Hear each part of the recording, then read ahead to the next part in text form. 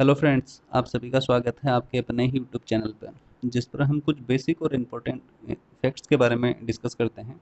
तो आज का जो हमारा टॉपिक है, बेसिकली हम डिस्कस करने वाले हैं कि कोई भी व्यक्ति जो पहली बार हवाई जहाज़ या एरोप्लेन या एयरक्राफ्ट से ट्रेवल कर रहा है, एयरपोर्ट पे जो पहली बार आ रहा है, तो उसको क्या क्या प्रोसीजर अडॉप्ट करना पड़ता है। आज की वीडियो में हम उसी के बारे में जानेंगे। तो दोस्तों, सबसे पहले जब हम एयरपोर्ट पे आते हैं, हमारी टिकट विकट बुक करवाने के बाद में जब भी हम एयरपोर्ट पे आते हैं, टिकट कैसे बुक करते हैं इसका एक सेपरेट वीडियो मैं बनाऊंगा।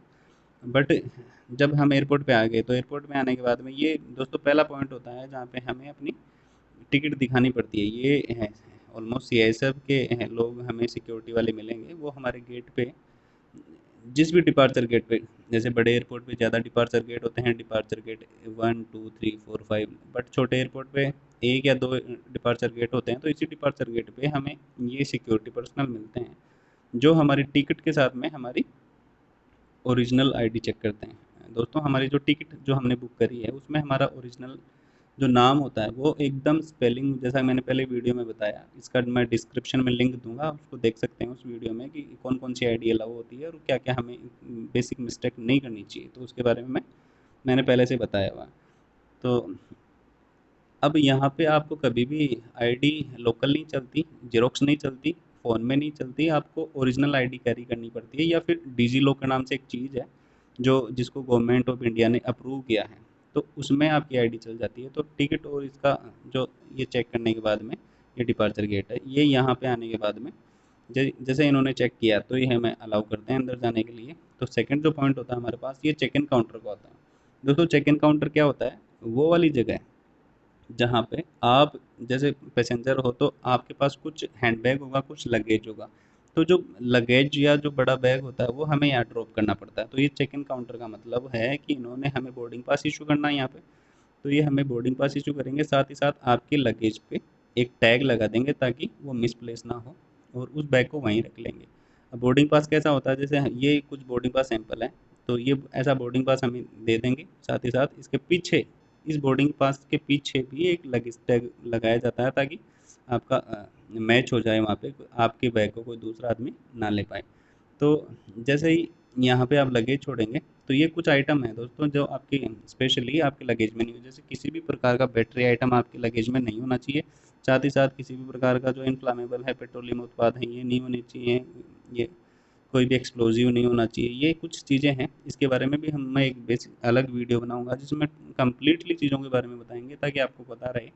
क्योंकि किसी भी प्रकार का हमारा नुकसान कभी भी नहीं होना चाहिए, किसी को भी अच्छा नहीं लगता कि हमारा कोई सामान एयरपोर्ट पे निकाला जाए। तो आप इन चीज़ों को पहले से ही उसी हिसाब से मैनेज करके आएँ। तो इसके लिए हम अलग से वीडियो बनाएँगे।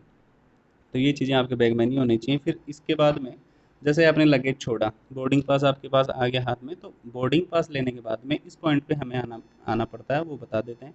अब ऐसे लोग जिनको ये पता नहीं हो कि सिक्योरिटी चेक किधर हो, तो उसमें हमें जो साइन बोर्ड होते हैं, इन साइन बोर्ड की मदद लेनी चाहिए कि सिक्योरिटी चेक किधर है, और उसी तरफ जाना चाहिए। या फिर अगर आपको ज़्यादा कन्फ्यूजन हो रहा है तो आप किसी भी सिक्योरिटी पर्सनल जो अ, ये 2 टाइप की वर्दी पहन के ये लोग रखते हैं, एक तो ये पुलिस की वर्दी में रहते हैं ये लोग, या फिर वो कॉम्बैट पहन के रखते हैं। इनसे आप पूछ सकते हैं कि सर मेरे को सिक्योरिटी चेक के लिए प्रोसीड करना है, आगे जाना है, तो मेरे मैं किधर जाऊँ? तो ये आपकी बहुत मदद करेंगे। या फिर हेल्प डेस्क हर एक एयरपोर्ट पे होता है, आप उनसे पूछिए।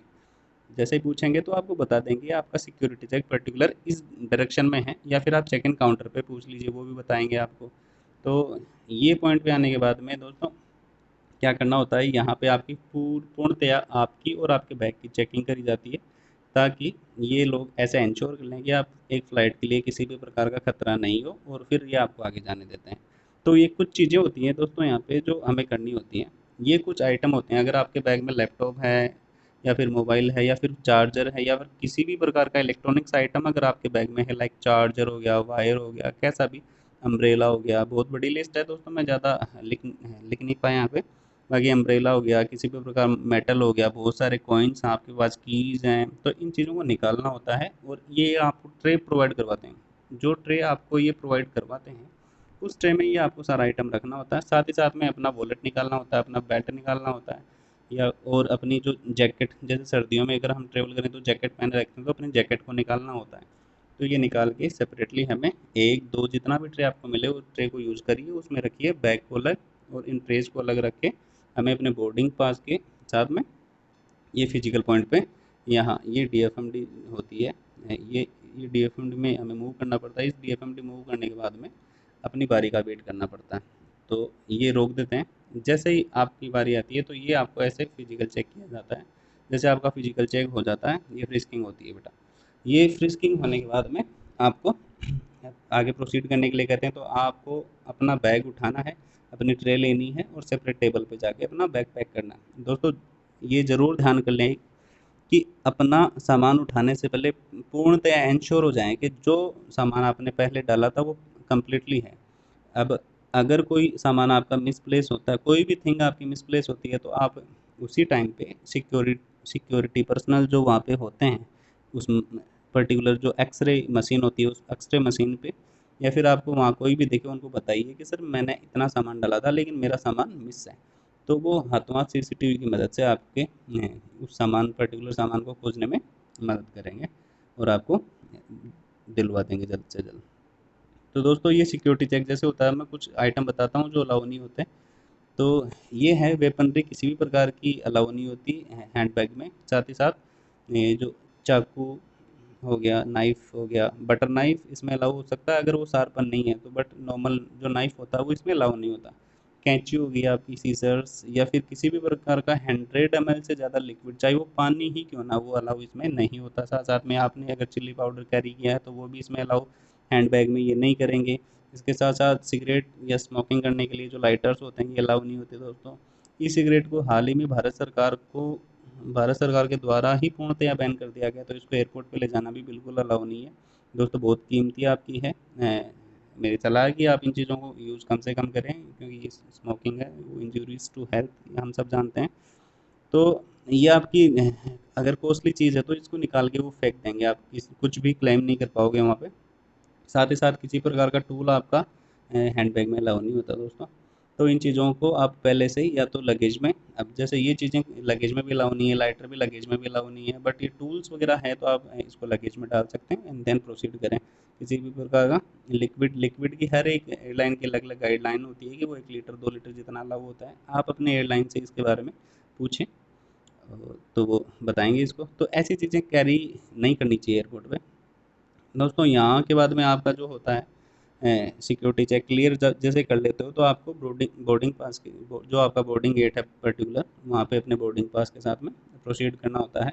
मैं एक एडवाइस करना चाहूँगा उन पैसेंजर से जो पहली बार ट्रेवल कर रहे हैं, तो वे लोग हमेशा अपने ही बोर्डिंग गेट जो नंबर उनके बोर्डिंग पास में मेंशन है उसी बोर्डिंग गेट पे जाके वेट करें, ताकि किसी भी प्रकार का फ़्लाइट छूटने का खतरा उनके पास में ना रहे। जैसे आपकी बोर्डिंग की अनाउंस होगी आपकी फ़्लाइट की, आप क्यू बनाइए, जैसे वो आपको कहते हैं बोर्डिंग गेट स्टाफ ये होता है, ये आपको बता देंगे। फिर अपनी बारी का इंतज़ार करें और फ्लाइट में बैठ के दोस्तों एक हैप्पी एंड सेफली जर्नी आप करें। अब ये जर्नी जब आप एयरपोर्ट छोड़ दोगे उसके बाद में आपका अराइवल होता है दोस्तों। जिस अराइवल में, तो ये जब रनवे से जहाँ आपको उतरना है वहाँ आ रहा होता है फ्लाइट, तब उस टाइम पे जो केबिन क्रू होती है, तो केबिन क्रू आपको बता देती है, जिनको एयर होस्टेस कहा जाता है। एयर होस्टेस आपको बताती है कि पर्टिकुलर जो आपका अराइवल हॉल होगा उसमें कौन से नंबर के कन्वेयर बेल्ट पे आपका सामान आपको मिलेगा। तो उस पर्टिकुलर कन्वेयर बेल्ट पे आपको अपना सामान लेना दोस्तों। ये कन्वेयर होता है, ऐसा एक कन्वेयर बेल्ट होता है। तो इस कन्वेयर बेल्ट पे आपको अपना सामान, अपना खुद का सामान उठाना है और इंश्योर करना है कि आपका ये है, फिर वहाँ से निकल जाना है। तो दोस्तों आप ये ऐसे में पूरा अराइवल हॉल के बाहर निकला हो गया। अराइवल हॉल के बाहर निकलने के बाद में आप कोई भी ट्रांसपोर्टेशन मीडियम, चाहे वो बस हो, गाड़ी, जैसी आपकी सुविधा है उसके अकॉर्डिंग आप आके जर्नी कर सकते हैं। दोस्तों ये हमारा कंप्लीट वीडियो था जिसमें हमने बेसिक चीज़ों के बारे में जाना। अब अगर आपको मेरा चैनल अच्छा लगा तो प्लीज़ सब्सक्राइब करें, और सब्सक्राइब करें, बेल आइकन दबाना ना भूलें ताकि मेरे नेक्स्ट वीडियो की नोटिफिकेशन आपको मिल जाए। साथ साथ दोस्तों मेरे चैनल को लाइक करें, शेयर करें, कमेंट करें। नमस्कार दोस्तों, जय हिंद।